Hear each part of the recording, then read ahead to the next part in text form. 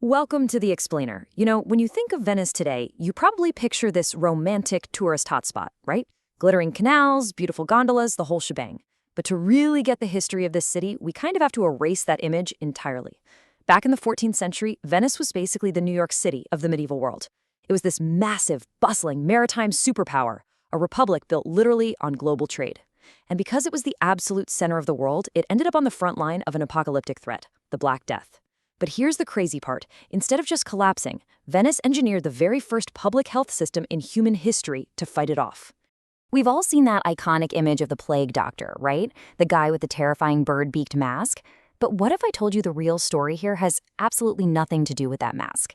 In today's Explainer, we're going to look at how a group of super pragmatic, numbers-driven businessmen, people who were completely ignorant of germ theory and literally didn't even know what a bacterium was, somehow accidentally designed the exact blueprint for the World Health Organization. So how on earth did they pull that off? Okay, let's dive into this. Part 1. The Black Death arrives. Let's set the scene. The year is 1347. Spices, silks, and grain are just pouring through Venetian ports every single day from the deepest corners of the known world. But Venice's greatest strength, its total reliance on global trade, was also its fatal flaw. Because riding along on those merchant galleys were some unofficial co-pilots, black rats, completely infested with fleas carrying the Yersinia pestis bacterium. When those ships docked, the plague swept straight into a damp, densely populated city that was pretty much custom-built for a devastating outbreak. And the stakes? They were absolutely catastrophic. In just 18 months, Venice lost up to 60% of its population. 60%. The devastation was literally beyond human comprehension. Graveyards were completely overflowing. The city actually had to repurpose boats into gondolas of the dead just to ferry thousands of bodies out to the marshes to be dumped in mass pits. The entire social fabric of this mighty republic was just disintegrating before their eyes. Which brings us to part 2, designing the quarantine.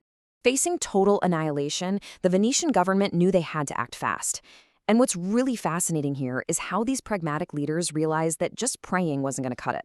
Now, at the time, everyone believed in miasma, this idea that bad air or, the alignment of the planets was causing the disease.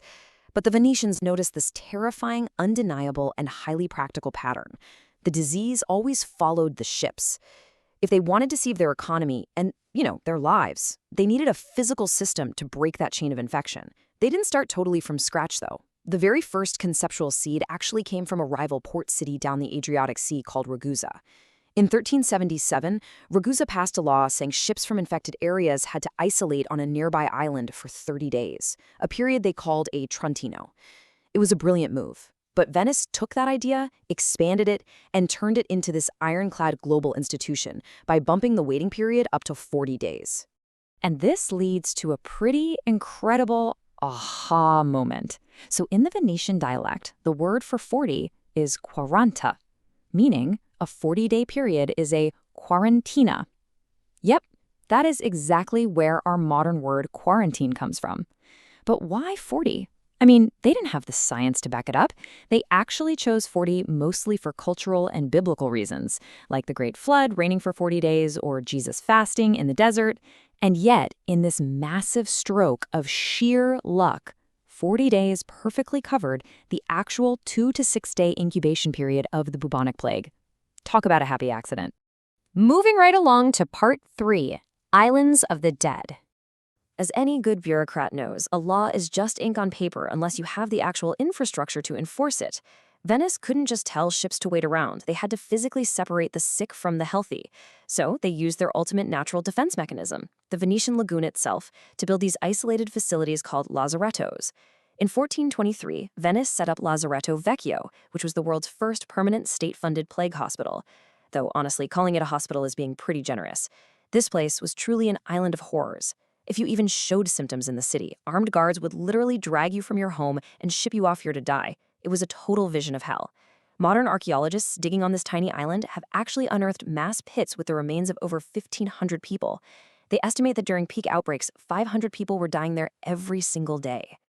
But just tossing the sick onto an island didn't really protect the healthy merchants arriving on ships. So in 1468, Venice built Lazzaretto Nuovo. Now, this wasn't a hospital. It was more like a state-of-the-art biological processing facility for uninfected merchants to wait out their 40 days. And the crazy thing is, if you visit today, you can still see the graffiti these incredibly bored merchants carved right into the brick walls over 500 years ago. They drew ships, wrote their names, dates, and prayers while they desperately waited to be cleared. Let's get into part 4, the paper shield. Keeping people on islands was only half the battle. What about the cargo? And how did they even know which ships were dangerous in the first place? Well, Venice invented this astonishing series of bureaucratic and logistical measures to process global trade and track movement. They essentially built an early warning spy network. While the merchants waited, specialized workers called the sporatori had this incredibly dangerous job of purifying the cargo. Following their deeply flawed miasma theory, they tried to literally beat the bad air out of fabrics. They fumigated goods in this thick, acrid smoke made from sulfur and pine pitch, and they washed coins in boiling vinegar. But here's the absolute genius of it. Boiling vinegar is an incredible disinfectant, and sulfur smoke is a super potent insecticide that either drives away or kills fleas. So, completely without knowing it, they had engineered a perfectly functional biological decontamination chamber. They were so insanely thorough that even the mail wasn't spared. Diplomatic letters arriving from foreign kings were physically sliced open with knives and held over smoking fires so the heat could literally purge the words of the play. It's such an amazing visceral detail. If you go to the Venetian archives today, you can still clearly see the scorch marks and the knife slits on documents that were fumigated over 5 centuries ago. No way, right? And this brilliantly illustrates the real crown jewel of their whole system, the Fede di Sanità, or the Bill of Health. This was an early biological passport system enforced by a terrifying agency called the Magistrato alla Sanità. It worked like this. If your ship came from a clean port, you got a green free pass, nice and easy. A port near an outbreak, you got a yellow suspect pass, which meant a 40-day quarantine.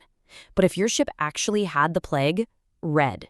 You were turned away by military force, or your ship was just burned straight to the waterline. And lying about this wasn't just a slap on the wrist, it was punishable by death. Which brings us to our final section, part 5, myths and modern echoes. So clearly, this was an incredibly sophisticated, ruthless, and highly bureaucratic system. But we really have to address the elephant in the room when it comes to historical misconceptions. Let me ask you, when you picture these terrifying bird-beaked figures, do you imagine them stalking the canals of medieval Venice, fighting the Black Death on the front lines? Most people for sure do. Legend says they walked around with masks full of flowers, tapping victims with canes. But did they actually cure the Black Death in medieval Venice? The answer is an absolute, resounding no. The Black Death peaked in the 1340s, and the Venetian quarantine system was built in the 1400s. But that famous plague doctor suit? It wasn't even invented until the year 1619. That is nearly 300 years after the Black Death's peak. And get this, it wasn't even Venetian. It was invented by a French physician named Charles Delors. He's the one who designed the wax-coated leather hazmat suit and that weird herb-stuffed gas mask beak. So you're probably wondering, why on earth do we associate this French hazmat suit with medieval Venice? Well, it all comes down to the power of the Venetian carnival. See, Venice survived so many plagues over the years that the trauma was just baked right into the city's cultural DNA. Over the centuries, locals started wearing this terrifying medical outfit during carnival as this sort of macabre costume. It was essentially their way to mock death, celebrate their survival, and process their collective trauma. So the iconic image we have in our heads today is really just a mixing of 2 completely different eras. Now, to be completely fair, this paper shield wasn't flawless. It faced some massive tests and had some truly tragic breaches. In 1576, and again in 1630, the quarantine was violated, which led to horrific outbreaks claiming tens of thousands of lives. In their desperation, the Venetians built magnificent churches like Il Redentore and Santa Maria della Salute just to honor their eventual deliverance. But despite those breaches, historians pretty much universally agree the system was a massive triumph. Facing constant, daily exposure, this setup stopped hundreds of outbreaks and ultimately saved the Republic, allowing it to maintain its immense economic power for centuries. The real heroes of the Venetian plague weren't guys wandering around in bird masks. They were these terrifyingly efficient, paper-pushing bureaucrats, and the rest of the world completely copied them. When we look at our own modern survival tactics, closing borders to high-risk areas, mandating health passports, contact tracing, and self-isolating after travel, we are looking directly at a Renaissance blueprint. These aren't just modern scientific inventions. They were forged by desperate Venetian merchants just trying to keep their city alive. And that leaves us with a pretty profound thought as we wrap up this explainer. The Lazzarettos might just be overgrown ruins today, but the concepts born on those islands are deeply, deeply embedded in our global infrastructure. So, when the next invisible enemy inevitably arrives on our shores, how much will our ultra-modern, interconnected world still be relying on these 600-year-old paper shields invented by a group of frightened, brilliant merchants in the Venetian lagoon? It's definitely something to think about. Please like and subscribe.